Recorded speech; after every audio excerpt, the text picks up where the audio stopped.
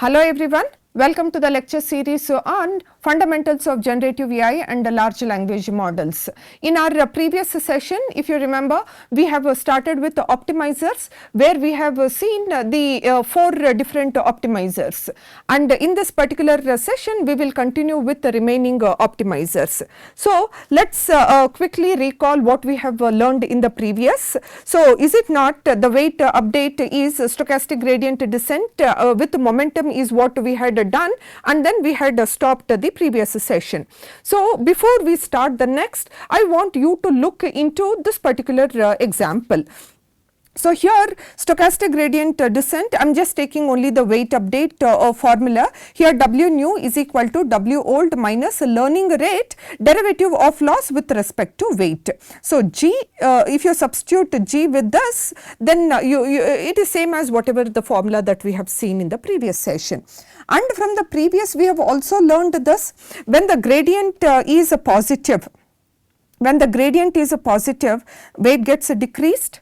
When the gradient is a negative, weight gets increased. This we have seen it, right? You can just take the values, substitute in this formula, and then you can see when the gradient is a positive, the weight has decreased. When the gradient is a negative, the weight has increased. So this is what we have seen. Now I would also give little importance on what if the gradient magnitude is large. So what if the gradient is a large gradient? Look at this. I am now not talking about a positive, negative or anything. What if the gradient is very large gradient? Then you see substitute the values in this, and is it not there is too much there is a large change in the weight. Earlier old weight was 5. Now if the gradient is very large value, there is too much of update. So from 5, now the weight is 4. So is it not the weight value has changed by a large amount here? So from 5 directly it has come down to 4. So if the gradient is large, what is happening? There will be a visible good change in the weight. At the same time, you look at this, when the gradient is a small gradient, look at this, how much we have changed. From 5 you have changed to a small value. From 5 you have come down to, old weight was 5, now the new weight is 4.95. Whereas when the gradient is large, from 5 you have changed to 4. From 5 here we have changed to 4.95. What is that we have observed? If the gradient is a positive, weight is decreasing. If the gradient is a negative, the weight is increasing. And if the gradient is very large, update is large. If the gradient is small, update is small, right? So this is what we have understood from this slide. What are we trying to understand from this? So, and if you observe in each of these, the learning rate is common. Learning rate is the same. So here the gradient sign decides the direction, whereas gradient magnitude decides how much weight has to change. Is it not? This is what we have understood from this slide. I hope this is clear to all of us. Yes? Okay. Now let us take one scenario. What is that scenario? In the previous slide, the weights was the learning rate was kept common. Now I am changing the learning rate.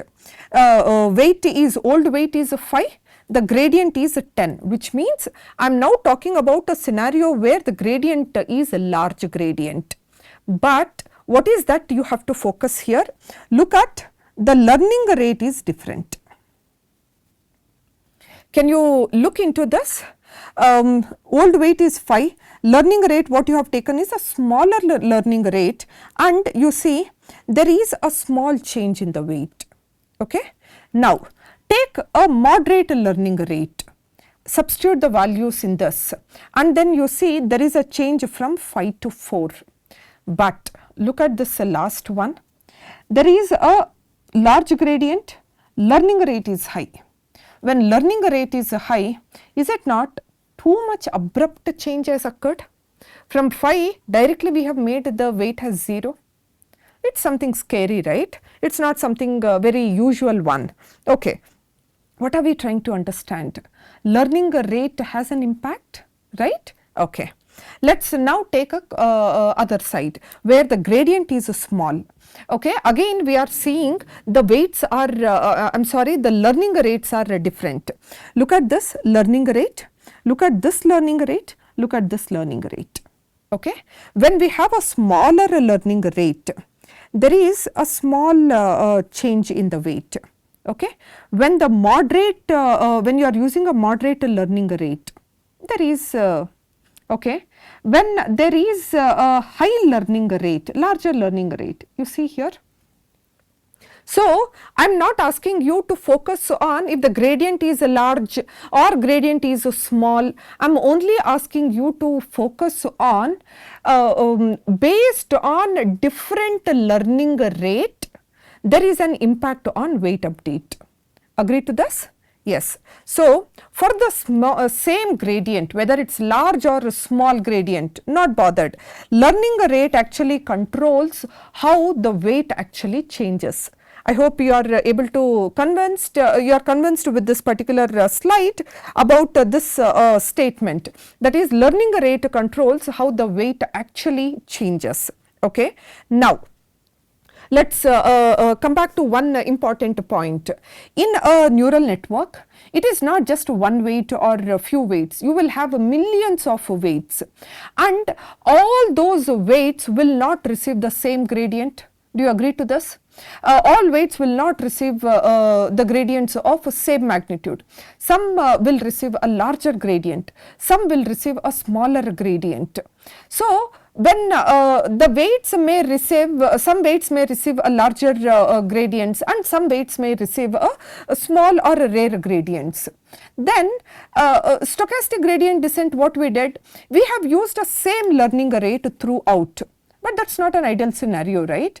When I have a larger gradient, when I have a smaller gradient, how can I have a same weight update? Do you agree to this point? Are you able to get this intuition? Now look at this particular scenario. If a parameter is already receiving a large gradient, which means you see here large gradient. Now for that, by suppose if you apply a larger learning rate, if you have a larger learning rate, what is happening? There is an adverse effect, right? In this scenario, ideally what is the correct one? Learning rate should be small. Then only you will have this impact will not be there. Are you able to get this? Some weights will receive larger gradients. Some weights will receive a smaller gradients. Suppose if a weight weight has received a larger gradient, and there by chance if a model has assumed a higher learning rate, then adverse effect, the weight has fallen to 0. Weight has from old weight to new weight, it is 5 to 0. This is totally an acceptable one. In this case, ideally what would have been good? If the learning rate would have been a smaller learning rate, probably we would not have seen this 0. Maybe whatever may be the value, but at least 0 will not be there.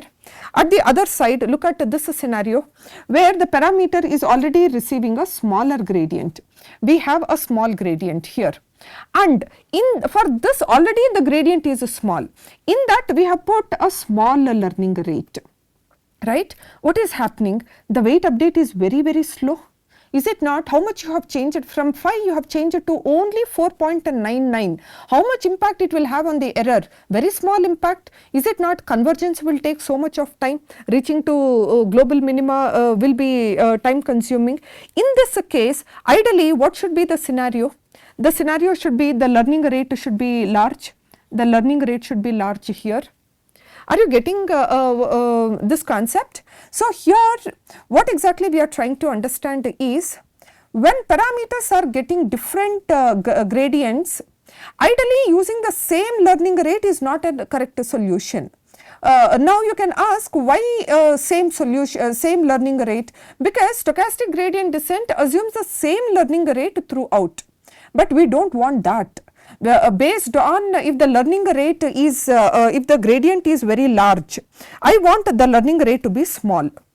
If the gradient is small, I want the model to assume a larger learning rate. So, this scenario is good, right? Now, you can ask once again, you may get this particular question. Ma'am, why are we considering only the current scenario? How about considering over a period of time from the past, if all the gradients what we have obtained is large, then cumulative sum is also very large. If that is the case, can we have a smaller learning rate? Just not for the current one we got smaller gradient, but over a past we have observed that all the gradients are small. In that case, confidently we can increase the learning rate. Is this scenario is good? Are you able to get this intuition? You can pause, you can rewind, you can see, you can listen to this once again. What I am trying to explain is, just by looking at the current gradient, deciding smaller learning rate or larger learning rate, if this is not an ideal scenario, how about this scenario? Just don't decide based on the current, decide based on the past. From the past, if all the gradients are large, then confidently increase the learning rate, decrease the learning rate. If the past all the gradients are very small, then cumulative sum also will be small. When cumulative sum also is small, then you can confidently increase the learning rate. Is the scenario good? If this scenario is good, then we need a different optimizer. That optimizer is adaptive gradient, AdaGrad. Adaptive gradient. Now, so how does this adaptive gradient AdaGrad works? This is a normal optimizer. So far what optimizers we have seen, W new is equal to W old minus learning rate derivative of loss with respect to weight. Here this derivative of loss with respect to weight and this learning rate is nothing to do with this. I am talking about learning rate. This learning rate, whether it's a gradient is large, small, whatever, we have not bothered. The learning rate was kept small, kept same for all the weights. This is a scenario which we don't want. We want to avoid this scenario. If that is the case, can I have a different learning rate for different weights? Can we have this? Answer is yes. We have seen this with one example in the previous, but at the same time we don't want to, just because for the current samples the gradient is small, so let me increase the weight. Just for the current gradient is large, let me reduce the weight. No, I don't want to decide based on the current one. If the past, from the past experience, if all of those are small, then I get the confidence that yes, confidently we can go ahead and increase. Is it not this kind of a scenario? Which means we now need a cumulative sum of all the gradients. So, cumulative sum can be taken this way. AdaGrad keeps track of sum of square of past gradients.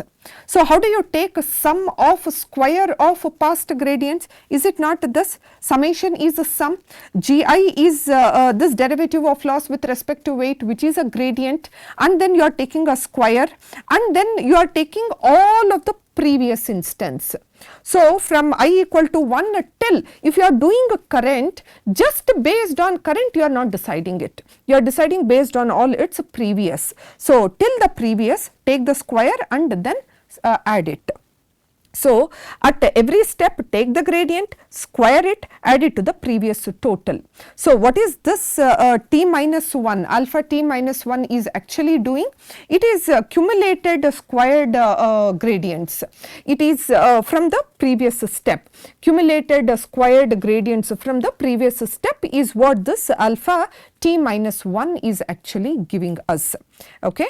Now, if that is the case, what is that weight update in AdaGrad? So, the weight update in AdaGrad is W new, W old minus learning rate derivative of loss with respect to weight, or learning rate GT.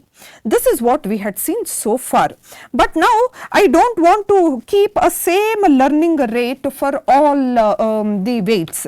So, how you have to change this learning rate? What is the formula that you have changed that learning rate to? You see, the learning rate is AdaGrad uses the new learning rate. So, it is initial learning rate right, eta minus under the square root alpha t minus 1 plus some constant epsilon.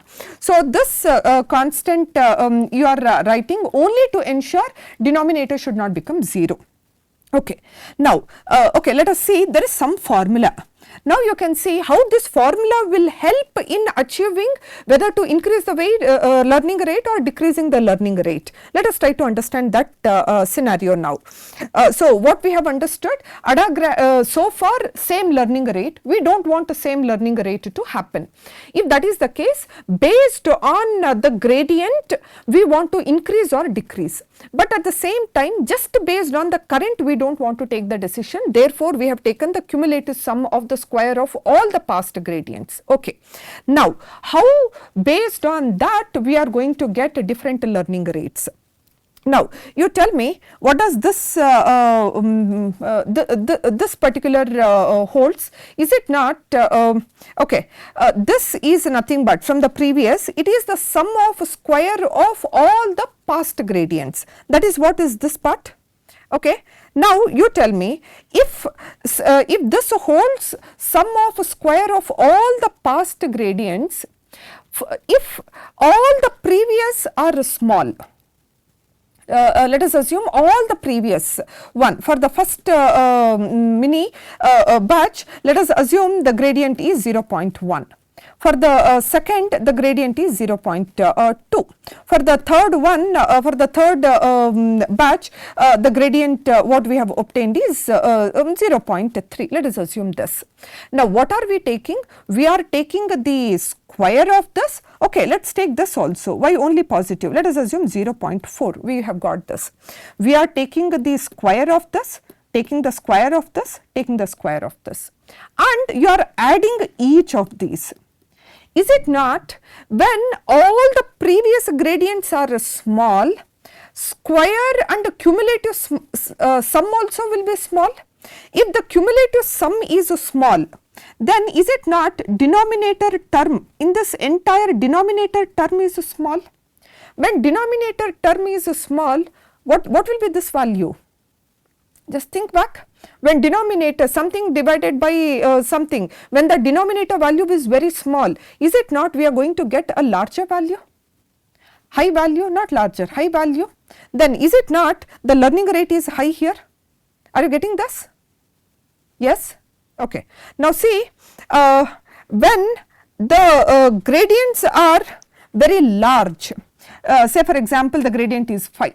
When the gradient is 5.95, then we have a minus 4, then we have a 3, then we have 0.79. We have like this the gradients, where the gradients are very large. Then take the square of it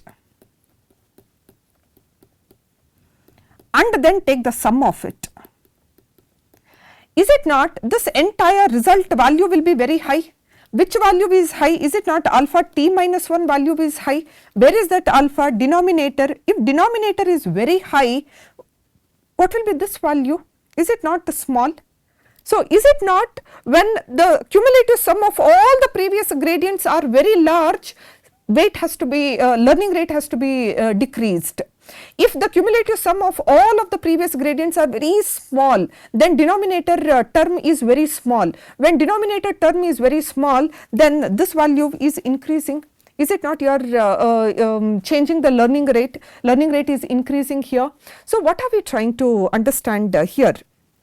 So, this is what, if the parameter is receiving a small gradients and its cumulated sum also will remain small. When this is small, then the denominator value is small. If denominator value is small, what is happening to this particular term? This is high, relatively large. So, this means AdaGrad has allowed a larger learning rates for those parameters which is having a smaller gradients. Are you getting this? Yes? Yeah, okay. Similar way, vice versa is the opposite. What if the gradients are very large? We want smaller learning rate. How we are achieving a smaller learning rate? If this is very large, if denominator is very large, automatically this is small. So, we are achieving a different learning rate based on the gradients. So, this is not possible with any of those conventional optimizers. This is AdaGrad. There is one drawback with AdaGrad. What is that drawback? Look at this. It is an cumulative sum of square of all the gradients. Now, when the cumulative sum of squares of all these gradients, what if this value is very large? By doing this, what will happen if it is very large value? Can you think of ultimately the weight is W nu is equal to W old minus the learning rate derivative of loss with respect to weight. Now, I am saying that this value is very large value, because the cumulative sum we have no control. When we have a deeper neural network, what if the gradients are very large value? Then what is that we are doing? The learning rate has to be reduced. When this is very large value, denominator increases, then automatically learning rate is reduced. When learning rate is small, over a period of time, what exactly is going to happen? Is it not with the smaller learning? Say for example, this value is 25, just for an example, and then you are taking a smaller learning rate. Let us assume you are taking a smaller learning rate. Now, when you multiply this with 25, the resultant value is very less. This entire value is very less. If this entire value is less, is it not old value will be equivalent to new value? Are you getting this? If this is the case, when do you converge? Converging to a global minima will be very slow. This is what I have explained here. This keep decreasing over time. With the time, definitely this value keeps decreasing. Then at one point of time, the learning rate becomes too small. When learning rate becomes too small, then the formula W nu is equal to W old. Yeah, take this formula. Over a period of time, if this entire term becomes very small, then you are left out with W nu is almost similar to the previous weight only. New weight is similar to previous weight. If new weight is similar to the previous one, then there is no impact on the loss, right? This is the problem with AdaGrad. So, the whole problem has occurred because of this term, right? Because of this term in the AdaGrad, this whole problem has occurred. Can we do some change here? Answer is yes. That change is RMS propagation, root mean square propagation, the next optimizer. So, the problem has occurred because you were taking the cumulative sum. So, we do not want that. Instead, what we are doing, once again we are going back to that momentum term. Can you see this? Exponentially weighted moving average. So, at every step compute the gradient, no doubt. Even in the previous also we computed the gradient, now also you compute the gradient. But instead of taking the cumulative sum, can you take the moving average, exponentially moving weighted moving average? Can we do this? This is the formula. Can we do this? Is it not something similar to what we have already seen? Vt is beta, Vt minus 1 plus 1 minus beta, then we have derivative of loss with respect to that current weight. We have seen this something similar already in SDD with momentum. So, is it not something similar you are applying here also in RMS propagation? What we are doing, we are calculating exponentially weighted moving average. But we are still taking the square of it. Okay. Can we just see one numerical example how this is having an impact? What exactly is exponentially moving average? So, what is RMS propagation? This is the weight update. This is the learning rate and this is the weight update. What is the new learning rate here? Having a different learning rate is a good concept. From SGD, I mean from stochastic gradient descent with momentum, we can definitely take that particular concept.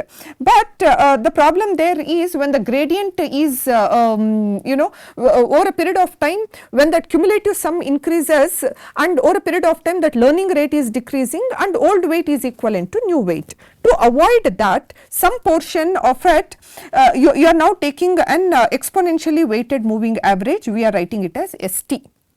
Okay. ST stands for exponentially weighted moving average of squared gradients at a time t.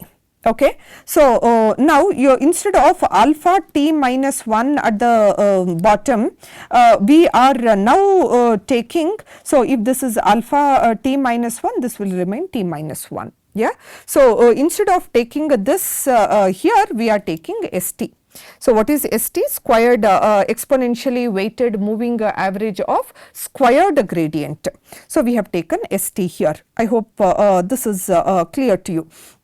Now, let us try to understand with one numerical example what this exponentially weighted, how previous gradients are given less importance, how current gradient is given more importance, all that we will understand with one example. So, if beta value is 0.9, is it not 0.9 st minus 1 plus 1 minus 0.9 is 0.1 and gt square. Okay. Look at this. This is what is an example we are considering.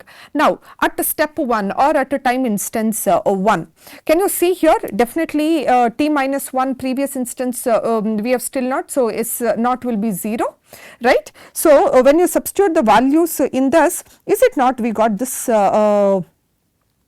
value S1 is 0.1 G1 square, right. Nothing I have done, I have just substituted the values. What is that you are trying to understand? I am trying to explain you what is that exponentially weighted moving average squared gradient. I am explaining that term here. Now, for the next iteration or for the next instance, is it not the formula is 0.9 S1 plus 0.1 G time is t when t equal to 2, t minus 1 is 1 and this is G2. So, is it not this formula? Okay. Just substitute the values in this. What is S1? S1 is this. So, can you substitute the values in this? What are we understanding from here? What is exponentially weighted moving average? Consider the previous gradients, that will help us in understanding certain things, but do not give too much importance. Current gradient should be given higher importance. If that is the concept, here what is the current gradient? Is it not the current gradient is G2? Is it not we have given more importance to the current gradient, but at the same time previous also will help me in understanding something. So, that the previous, how much importance we are giving? Less importance we are giving for this previous gradient. So, this is what is RMS propagation. If you are still not getting this, let us go to the next iteration. So, here it is S3 where t equal to 3, substitute the values, is it not 0.9 S2? Then 0.1 G3 square, just to substitute the values back into it. What is S2? S2 is this formula. This is the equation. So, substitute that equation. If there are any typos, you can rectify, correct yourself. So, by doing this, is it not we got this value? By multiplying this with this, is it not we got this? And what is the current gradient here? The current gradient is G3. But we are just not considering the current, we are considering the previous also, but we are giving less importance. In the decreasing importance, we are giving to the past gradients. Comparing to G1, G2 is given more importance. G1 is little older now, so we are giving less importance to the older gradient, then this importance and high importance is given to the current gradient. So, older gradients G1 square now has less influence than G2 and G3. So, are we getting this concept? Right. So, similar way we have G4, you can see G1 is given relatively very less, then G2, then G3 and the current gradient is given an higher importance. So, here we can observe as you when you are in the current gradient there is an less importance, okay, there is less importance for all of its previous gradient. What are we understanding from this? This is what is this exponentially weighted moving average. So, it is you are considering the current gradient, but in order to perform something on the current gradient you are taking the past gradients. And why did we come to RMS propagation? Because having different learning rates for each of these weight updates is good, but problem with AdaGrad is at one point old weight is coming equal to new weight. We want to avoid that, but having different learning rate concept is good. So what are we doing? Because of this, we are now problem is happening only because of this concept. Otherwise, rest everything was good with AdaGrad. So we have slightly tweeted only that part. So how is that we have tweeted? We have taken the exponentially weighted moving average of squared gradients. We are taking this. Rest everything will remain the same. And from this, what are you understanding is how exactly that definition of the previous should be given, current should be given more importance. Previous you should consider, but you should give less importance. This particular whole slide is explaining you the concept. For the first time, current gradient is given complete importance. For the next, along with the current gradient, you are giving, considering the previous also, but you have given less importance. For the next instance, current is given more importance, less. This is further less. And for the next, current gradient is given high importance, this is less, this is further less, this is further less. Okay. So, this is what is RMS propagation, but otherwise the rest everything will remain the same. Go back and then think what will be this ST value. If this ST value is small, denominator value will be small. If denominator value is small, the learning rate will be high. If this is very large value, then denominator is large, then this value will be small, then the learning rate will be small. So, AdaGrad and RMS propagation, you are achieving different learning rates for different weights. This concept has been achieved, but AdaGrad problem is overcome using RMS propagation. And the last optimizer that we have is ADAM. This is the last optimizer for this particular session, but although there are many new optimizers which has come up. So, some of the fundamental optimizers in that ADAM. So, what is ADAM? It is the, now so far if you see what all different optimizers that we have discussed, gradient descent, stochastic gradient descent, mini batch stochastic gradient, then stochastic gradient with momentum. That momentum concept is very nice, because you are not too much fluctuating, you are able to consider the exponential one and you are able to move smoothly. Then we have seen AdaGrad and then RMS propagation. AdaGrad is having a problem, but RMS propagation is fine. So, now what is ADAM? They have taken the advantage of both these two optimizers combined, and then they have come up with the new optimizer. Therefore, ADAM is the combination of momentum with RMS propagation. These two are combined together is ADAM. So, you see, is it not, this is the momentum term. If you recall from our, since in both the places there are beta, for momentum term I am using beta 1, for RMS propagation beta I am using beta 2. Is it not, these two is what we have seen in our session so far? Momentum term is this, and here it is a squared of gradient. So, by combining these two, this is ADAM. Can you see where learning rate, this is a momentum term and this is an RMS propagation term. So, this is all the different optimizers.